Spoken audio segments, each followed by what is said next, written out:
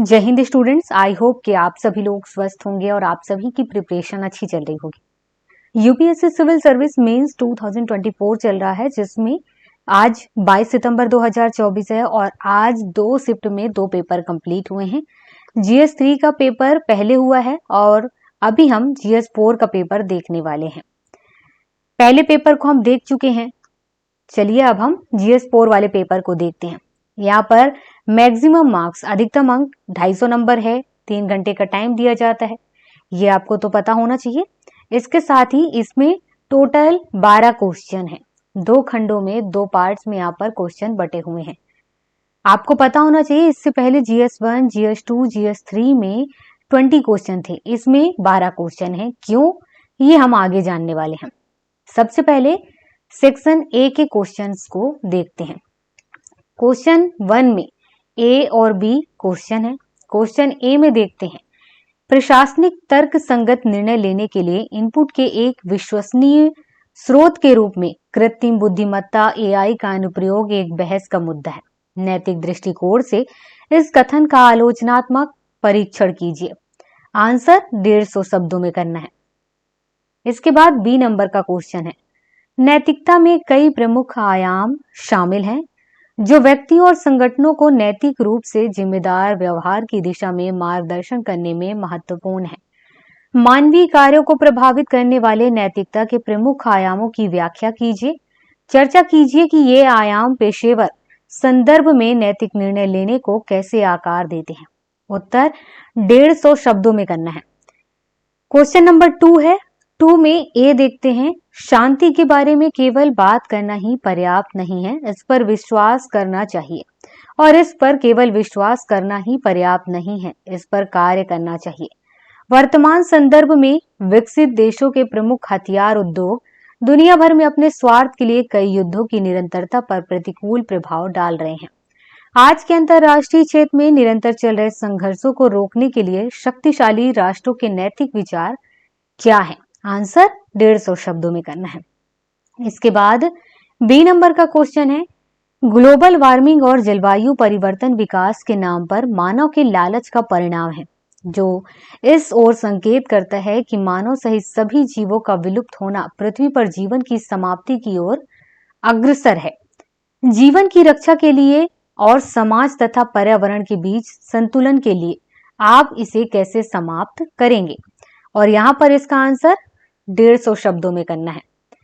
Question number 3, महान विचारकों के 3 उद्धरण नीचे दिए गए हैं। वर्तमान संदर्भ में प्रत्येक उद्धरण आपको क्या संप्रेषित करता है।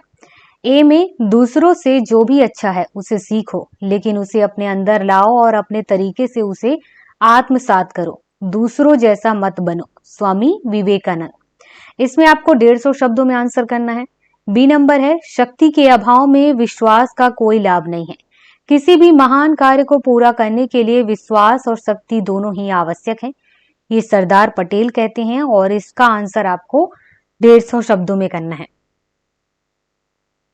इसके बाद सी नंबर है, कानून के अनुसार यदि मनुष्य दूसरों के अधिकारों का उल्लंघन करता है तो वह दोषी है।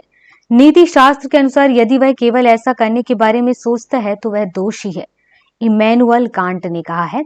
और इसका भी आंसर आपको 150 शब्दों में करना है। इसके बाद क्वेश्चन नंबर 4 है, जिसमें ए में कहा गया है, न्यायपूर्ण और अन्यायपूर्ण की अवधारणा प्रासंगिक है। 1 साल पहले जो न्यायपूर्ण था आज के संदर्भ में वह अन्यायपूर्ण हो सकता है। न्याय हत्या को रोकने के लिए बदलते संदर्भ पर लगातार नजर रखी जानी चाहिए। उपयुक्त कथन का समुचित उदाहरण सहित परीक्षण कीजिए। इसके बाद बी नंबर है, मामले के सार को नजरअंदाज करके रूप के प्रति अविवेकी आसक्ति का परिणाम अन्याय होता है। एक समझदार सिविल सेवक वह है जो ऐसी शाब्दिकता को नजरअंदाज करता है और सच्चे इरादे से काम करता है। उपयुक्त कथन का समुचित उदाहरणों सहित परीक्षण कीजिए। क्वेश्चन नंबर 5 में ए है, आचार संहिता और नैतिक संहिता लोक प्रशासन में मार्गदर्शन के स्रोत हैं। आचार संहिता पहले से ही क्रियान्वित है, जबकि नैतिक संहिता अभी तक लागू होना बाकी है। शासन में सत्यनिष्ठा, ईमानदारी और पारदर्शिता बनाए रखने के लिए एक उपयुक्त आदर्श नैतिक संहिता का सुझाव दीजिए। इसके बाद बी नंबर है, नए कानून भारतीय न्याय संहिता बीएनएस की आत्मा भारतीय संस्कृति और लोकाचार पर आधारित न्याय, समानता और निष्पक्षता है।